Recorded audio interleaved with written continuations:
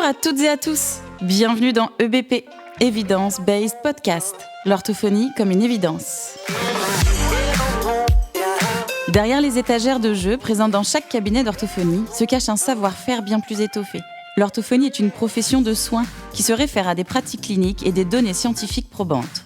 En effet, nos prises en charge s'appuient sur les 3 piliers de l'Evidence-Based Practice, ou pratiques fondées sur la preuve. Ainsi, notre podcast donne la parole aux cliniciens, cliniciennes, scientifiques et experts venant partager leurs connaissances sur l'état de l'art afin de permettre à tous les orthophonistes d'avoir accès aux données probantes issues de la recherche et à les appliquer dans leur prise en soin. Bonjour à toutes et à tous, merci pour vos réactions à notre dernier épisode. Notre discussion portera aujourd'hui sur l'évaluation des troubles du langage écrit. Que faire face à une plainte en lecture et en orthographe? Quelles compétences évaluer et comment les évaluer? Pour ce dernier épisode consacré aux critères diagnostiques, nous recevons avec Gilles Leloup Madame Monique Touzin, orthophoniste, ayant travaillé en centre référent des troubles des apprentissages et au sein du dispositif Paris Santé Réussite. Elle fait également partie du comité de pilotage des recommandations de bonnes pratiques et est co-conceptrice de batteries d'évaluation du langage oral et du langage écrit. Bonjour à toutes les deux.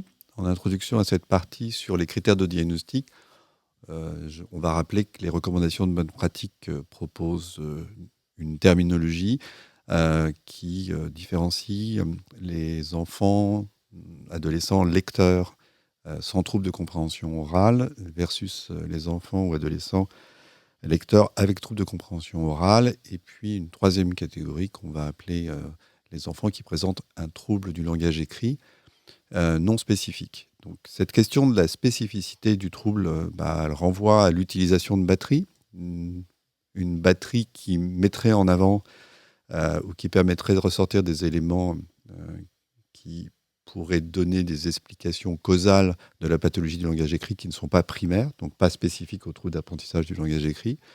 Et donc, c'est ce qu'on va discuter avec Monique Touzin aujourd'hui sur l'intérêt et l'impact d'utiliser des batteries qui évaluent des compétences transversales. Et puis, dans un second temps, l'intérêt d'utiliser des batteries qui vont évaluer plus spécifiquement, dans le cas des troubles spécifiques, les aspects liés au langage écrit, proprement dit, les épreuves de leximétrie, de lecture de mots, d'orthographe, et une évaluation des compétences cognitives sous-jacentes, selon la littérature, et d'un autre côté, d'évaluer très précisément le lien entre langage écrit et langage oral. Bonjour Monique. Bonjour. Dans nos 2 premiers épisodes, nous avons abordé les classifications internationales que sont la CIM 11 et le DSM 5 avec le professeur Hugo Père et le docteur Michel Habib. Est-ce qu'on peut se permettre aujourd'hui de vous demander votre avis sur ces classifications ? Tout à fait. Sur les classifications, je pense que c'est important que les orthophonistes aient connaissance de ces classifications parce que ça met un cadre quand même de réflexion et de référence qui est une référence pas simplement française mais une référence internationale sur les classifications des troubles du langage dans les troubles neurodéveloppementaux. Donc là, on parle de troubles d'apprentissage sur le langage écrit plus spécifiquement. Et je pense que ce qui a vraiment parlé aux orthophonistes, c'est le fait que dans les critères qui sont définis notamment dans le DSM-5, on a les critères de sévérité du trouble et de durabilité, avec cette notion que le diagnostic ne peut se poser qu'après au moins un délai de 6 mois où on a fait autre chose pour l'enfant pour vérifier que c'était bien un trouble et pas simplement un retard d'apprentissage. On sait que les orthophonistes sont très sensibles à ça. Dans une époque où il n'y a plus de place en rééducation, il faut vraiment que ce soient les bons enfants qui bénéficient des rééducations. Pas simplement ceux qui ont un délai tout à fait normal dans l'apprentissage, qui est un peu décalé peut-être par rapport au père, mais cette hétérogénéité dans l'apprentissage, elle fait partie du développement. Chaque enfant a un rythme d'apprentissage et il faut en tenir compte et pas qu'il y ait une inquiétude dès les premiers mois s'il y a des notions qui sont plus compliquées à se mettre en place. Ce qui cible aussi le trouble, c'est les critères d'exclusion qui font partie de la réflexion quand on pose un diagnostic, de savoir si c'est un trouble spécifique d'apprentissage, il faut que ça réponde à certains critères, ce n'est pas imputable à autre chose. Et donc de vérifier ces choses-là donne une hiérarchie un peu dans la façon de penser le trouble et d'éliminer certaines conditions qui ne vont pas faire entrer les difficultés de l'enfant dans le contexte d'un trouble spécifique du langage écrit. Donc je pense que les orthophonistes doivent se servir de cette classification, un peu comme grille de réflexion au début, quand on reçoit un enfant, pour bien cadrer même la façon dont l'évaluation orthophonique va être menée. D'accord, très bien. Et du coup, est-ce que ces classifications sont suffisantes pour poser un diagnostic ? Alors, je pense que non, parce que là, on est vraiment sur le cadre général. Et tout l'art de l'orthophoniste dans son évaluation, c'est d'abord de vérifier cette plainte de façon plus précise et de faire tous les aspects qualitatifs des difficultés de l'enfant. C'est-à-dire que l'évaluation va d'abord, dans un premier temps, vérifier la plainte et après chercher les facteurs qui peuvent être responsables de cette plainte et mener une évaluation très précise sur le plan quantitatif et qualitatif pour délimiter bien les secteurs qui sont impliqués dans l'apparition des difficultés de langage écrit. Donc l'évaluation orthophonique n'est pas masquée par une classification DSM-5. Et de toute façon, l'orthophoniste est le seul qui va rééduquer l'enfant. Et donc on a besoin aussi d'éléments sur le fonctionnement cognitif de l'enfant pour pouvoir faire cette rééducation et pas simplement se référer à une classification sur il lit mal depuis plus de 6 mois, etc. Donc il va falloir qu'on fasse précisément cette évaluation du développement de l'enfant. Ça veut dire qu'il faut que tu relèves précisément les hypothèses causales telles qu'elles sont définies aujourd'hui dans la littérature ? Je pense que c'est important que l'on recherche ces hypothèses causales et qui sont de plus des hypothèses qui ne sont pas uniquement visibles comme ça quand on entend lire l'enfant, mais qui sont à rechercher dans un développement qui précède le développement du langage écrit, qui sont déjà les prérequis au niveau du langage oral. Je pense que c'est important de les rechercher systématiquement. Et pour toi, ces hypothèses causales, c'est... On a 2 grands types. On a les hypothèses qui sont très phonologiques et les hypothèses qui sont plutôt visuo-attentionnelles, avec bien sûr des interactions entre les deux. Quand on sait que la lecture, le support, il est visuel, mais elle se met en place sur une connaissance des conversions des lettres en sons et des sons en lettres. Donc on est à la fois sur le phonologique et sur le traitement visuel. Dans les recommandations de bonne pratique, vous proposez une classification des troubles en distinguant les troubles du langage écrit et les troubles spécifiques du langage écrit. Est-ce que vous pouvez nous détailler un petit peu cette classification ? Cette classification, elle représente bien ce que l'on voit sur le terrain, c'est-à-dire qu'il y a des enfants qui ont des troubles du langage écrit, qui ont une origine diverses. On a des enfants qui peuvent avoir des difficultés intellectuelles, qui peuvent avoir des troubles sensoriels, qui peuvent avoir un mauvais apprentissage lié à des conditions d'apprentissage défectueuses. Et puis, ça, c'est ce qu'on appelle le trouble du langage écrit, parce qu'on ne peut pas nier qu'il y a une difficulté d'apprentissage du langage écrit.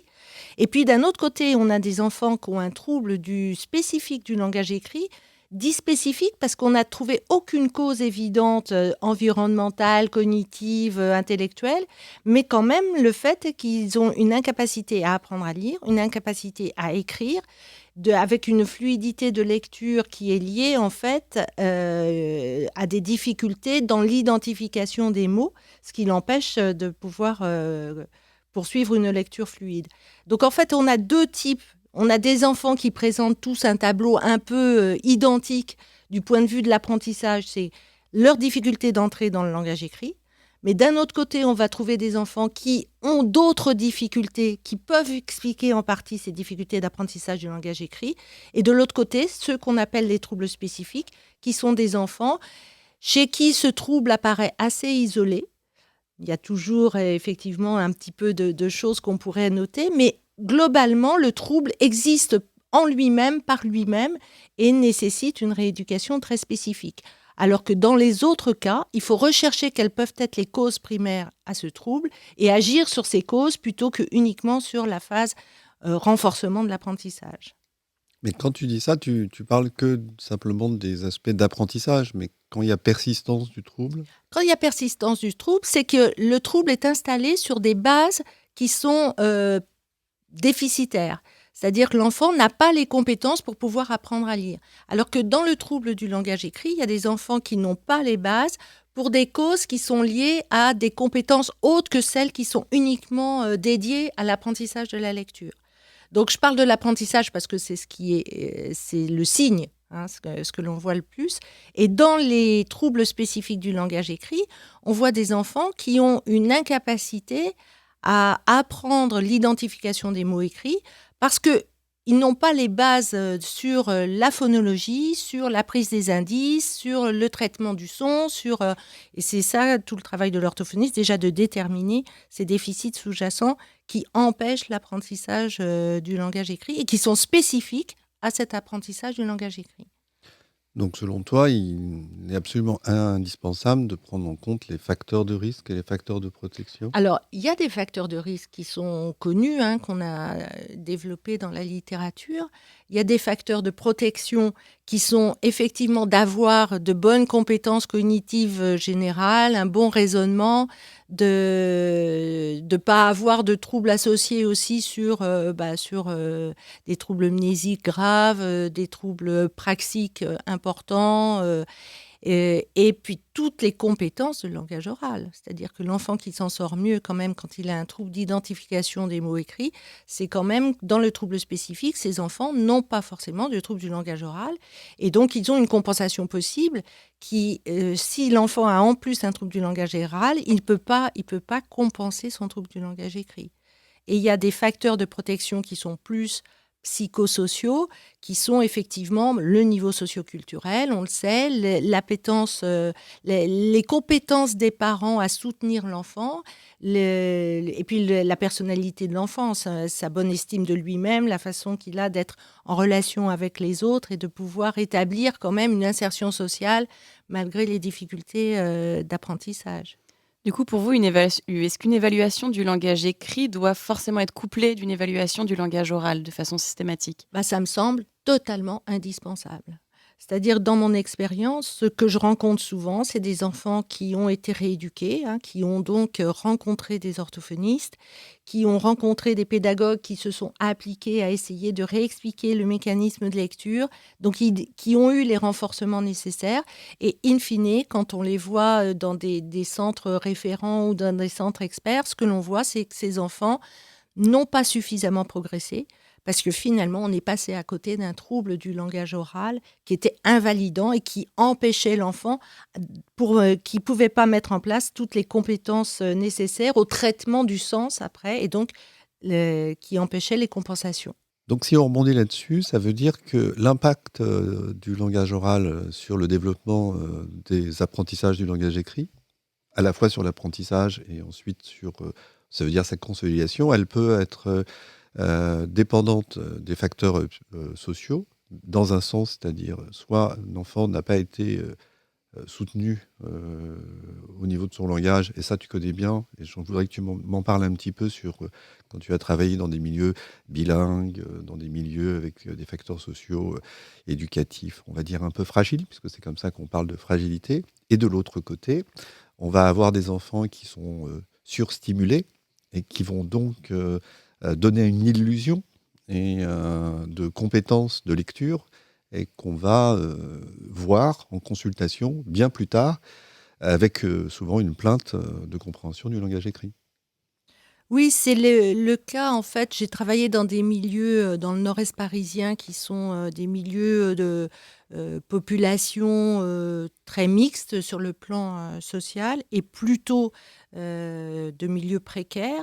Alors, ce sont des familles où les parents sont pas ou peu francophones, ont pas ou peu d'accès aux soins, et on voit des enfants qui sont en difficulté. Mais déjà, ce que je voudrais dire là, c'est qu'il ne faut pas compter sur un déterminisme du genre, comme il est de mauvais milieu social, c'est normal qu'il ait des difficultés d'apprentissage de la lecture, parce que ce sont des enfants aussi à qui on enlève les chances de pouvoir rencontrer les professionnels de santé notamment pour des rééducations, parce qu'on met tout sur le compte de c'est la famille qui ne peut pas offrir le maximum d'aide à cet enfant.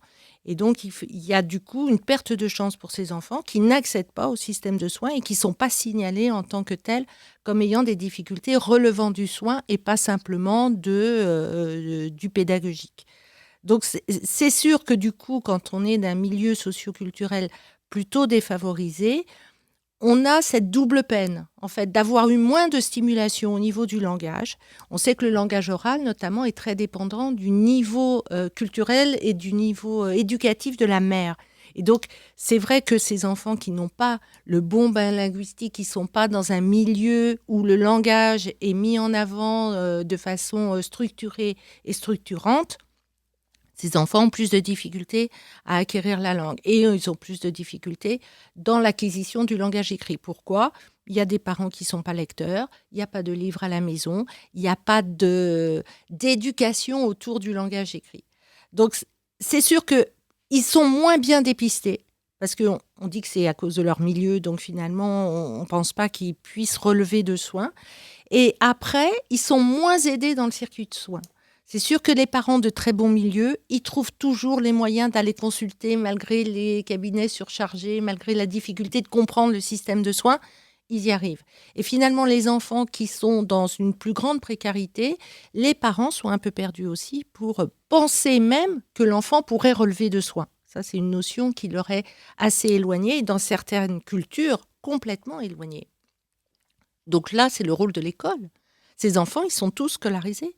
Je pense qu'à l'école, il faut qu'on repère ces enfants et que quand on a des difficultés comme ça qui sont hétérogènes, c'est des enfants qui ont du mal en lecture et qui peuvent être bons dans d'autres fonctionnements scolaires, notamment sur les apprentissages mathématiques ou autres, il faut de toute façon qu'on évalue, qu'on dépiste ces enfants à l'école, voir lesquels relèvent de soins, lesquels relèvent d'un accompagnement autre, qui soit pédagogique, qui soit psychologique, etc. Et c'est le travail de la médecine scolaire qui est en grande souffrance dans notre pays, mais qui devrait quand même repérer ces enfants-là. Alors, la deuxième question que je te posais à l'intérieur de la première question, c'était mais quid de ces enfants qui vont de milieux socioculturels éducatifs adaptés et qui vont présenter des pathologies développementales du langage oral qui vont être compensées par le milieu et qui, au final, vont venir consulter pour des troubles de la compréhension. Alors, dans les troubles du langage oral, effectivement, il y a les troubles du développement du langage oral qui sont spécifiques, quel que soit le milieu, on les trouve quand même dans tous les milieux. Je crois qu'il faut peut-être insister sur le fait que les troubles du langage oral spécifiques et les troubles du langage écrit spécifiques ne sont pas dépendants du milieu social. Par contre, un milieu social défavorisé ou une grande précarité sociale et culturelle va aggraver des troubles qui peuvent préexister. Donc, l'important, c'est de faire ces évaluations du langage oral, quel que soit le type, le milieu d'où vient l'enfant, il faut explorer complètement le langage oral et le langage écrit de ces enfants-là. Donc, un trouble du langage oral, ou en tout cas une sous-stimulation langagière, ou dans un cadre de bilinguisme, etc., le langage oral est à la fois un facteur de risque et un facteur aggravant. On peut le dire comme ça, c'est un facteur de risque parce qu'on sait que c'est dans les prérequis d'acquisition du langage écrit et c'est dans les facteurs prédictifs. Et ça peut être un facteur aggravant quand l'enfant a une fragilité sur ses apprentissages et qu'il n'a pas un bon langage oral qui va lui permettre de compenser le trouble du langage écrit. Ce qu'on voit beaucoup chez des enfants qui ont des troubles spécifiques du langage écrit, c'est que la plupart n'ont pas de trouble de la compréhension. Le trouble, il porte bien sur l'identification des mots écrits. Et on est toujours émerveillé de ces enfants qui lisent avec grande difficulté quelque chose qui est très coûteux. Ils hésitent. Quand on les entend lire, nous, on ne comprend pas ce qu'ils ont lu. Mais eux sont capables de restituer l'essentiel du texte qu'ils ont lu. Pourquoi ? Parce qu'ils ont compensé, parce qu'ils ont suffisamment de vocabulaire, ils ont suffisamment de compréhension de la syntaxe et tout ça, pour savoir reconstruire des phrases et pouvoir anticiper sur les mots, que même s'ils n'arrivent pas bien à les déchiffrer, ils vont pouvoir anticiper et remettre dans le bon ordre dans la phrase. En quoi une évaluation de première intention va aider au diagnostic différentiel ? Il faut que l'évaluation de première intention ne se limite pas au seul domaine de la plainte, c'est-à-dire langage oral, langage écrit, tout ça, mais qu'on puisse regarder un petit peu le fonctionnement de l'enfant dans les autres domaines. Et là, ça permet effectivement d'avoir des arguments pour demander des explorations complémentaires dans d'autres domaines. Le but de ces évaluations transversales, donc de première intention, qui peuvent évaluer à la fois le verbal, le non-verbal, le raisonnement, les praxis, etc., l'attention, comme on a vu tout à l'heure, c'est pas de poser le diagnostic qui ne serait pas relié au diagnostic de langage oral. Et par exemple, on ne dit jamais il a un trouble de l'attention parce qu'il a raté une épreuve de l'attention. Mais ça donne quand même un argument pour pouvoir, c'est un signe positif pour pouvoir demander une exploration plus précise dans ce domaine-là. Par exemple, on a aussi des épreuves manuelles de praxis, de se dire, de visioconstruction, de se dire peut-être quand même ça a une implication dans son trouble du langage écrit, mais peut-être aussi c'est une autre pathologie associée.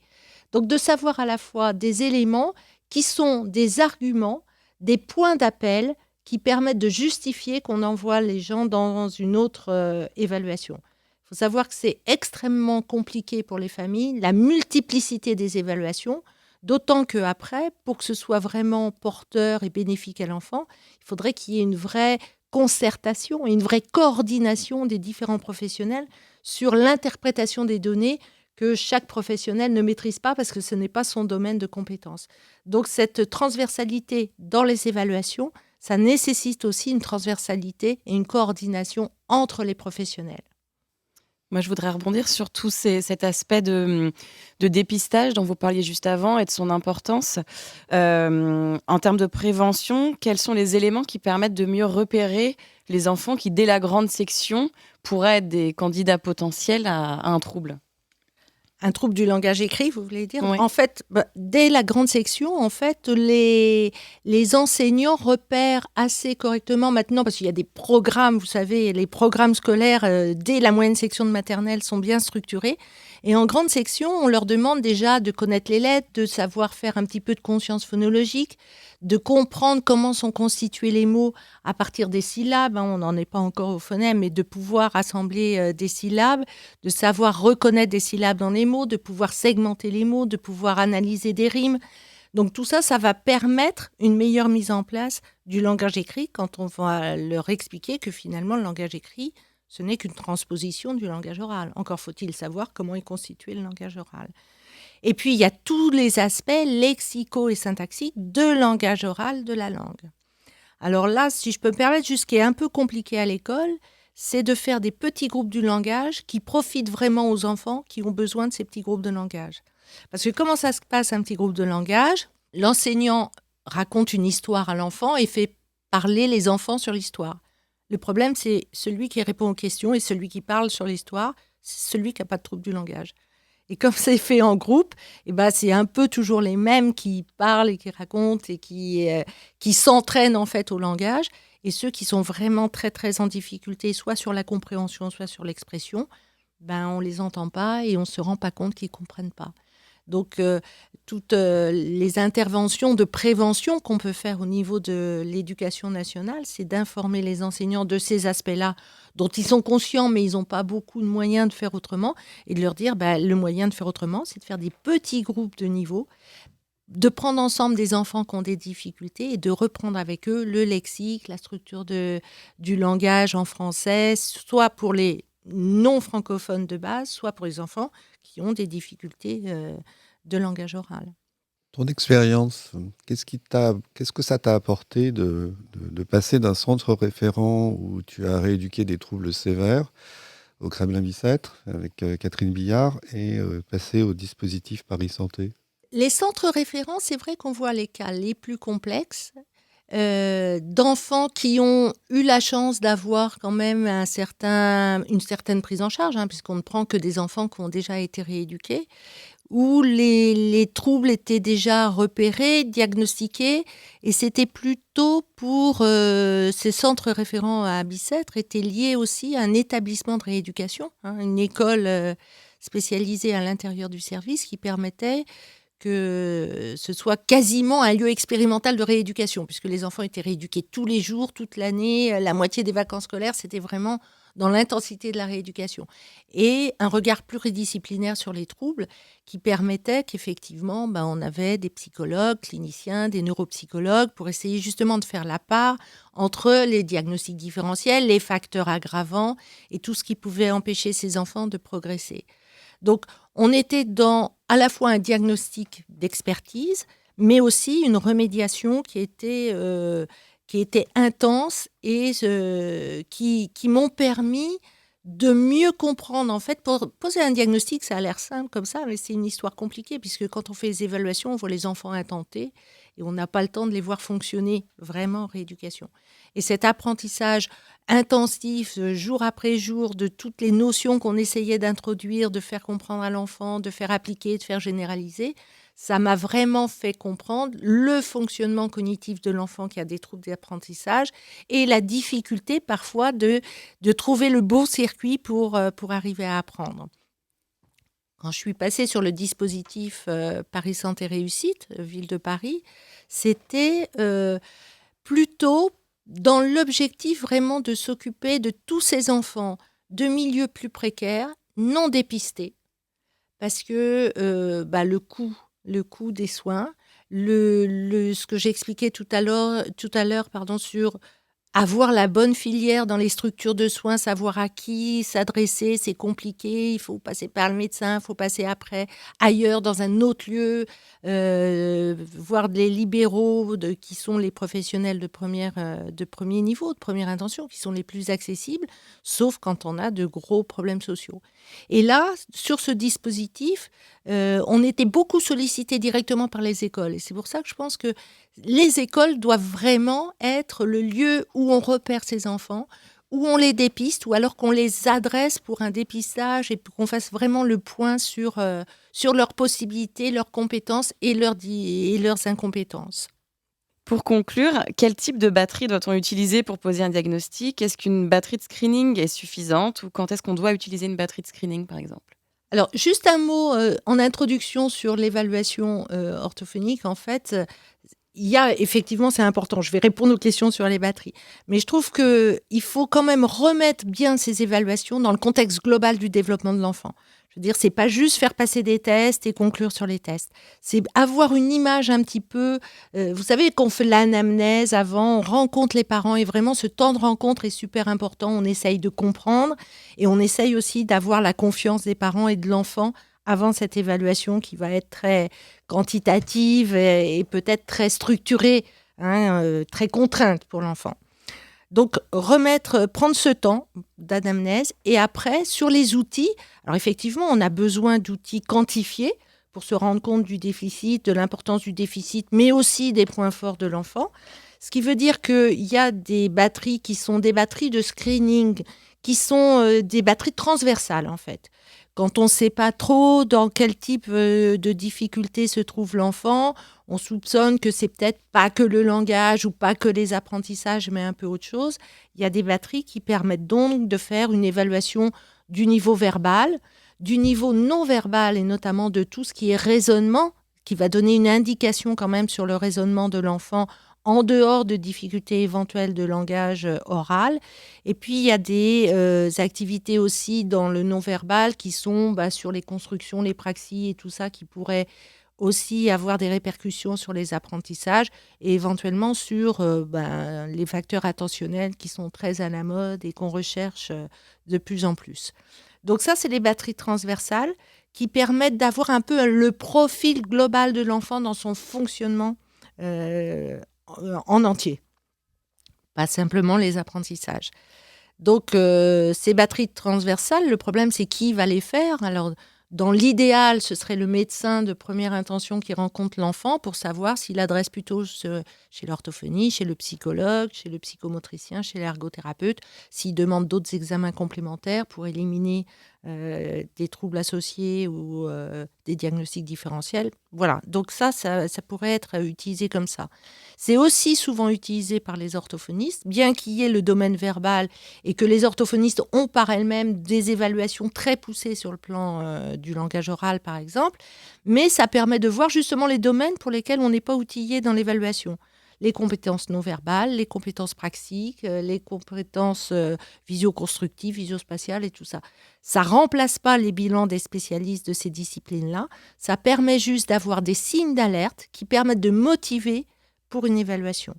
Moi, je ne pense pas qu'il faille faire une évaluation psychométrique à tous ces enfants en difficulté. C'est inaccessible en ville, il faut le savoir. C'est très onéreux. Alors évidemment, c'est toujours les familles de bon milieu qui vont y avoir accès plus facilement. Mais est-ce que c'est vraiment utile ? Je veux dire, des fois, on n'a aucun doute sur l'efficience de l'enfant.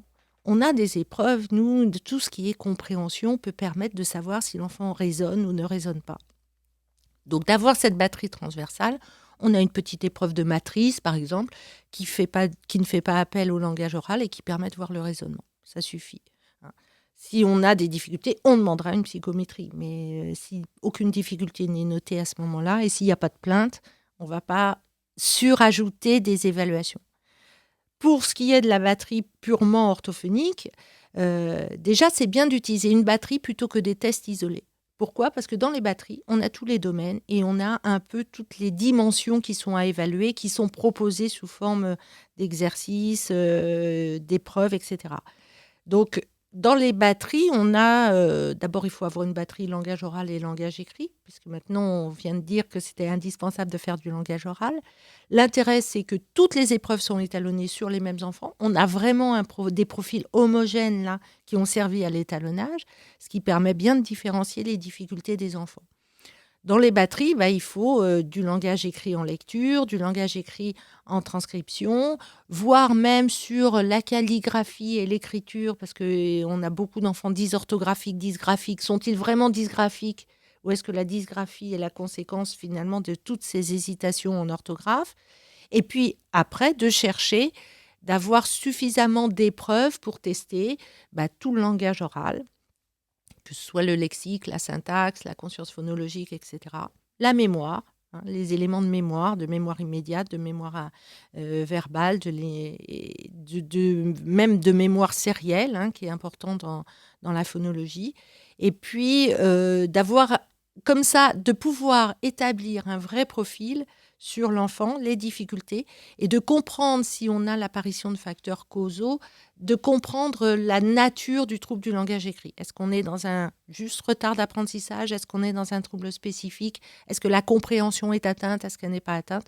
D'avoir une batterie complète étalonnée sur une même population, ça permet vraiment d'avoir un examen complet de l'enfant dans toutes les dimensions du langage. Merci Monique. On se retrouve pour un interview un peu plus long sur ces questions de l'utilisation des batteries et Avec de leur plaisir. pertinence. Merci à toi. Merci. Merci.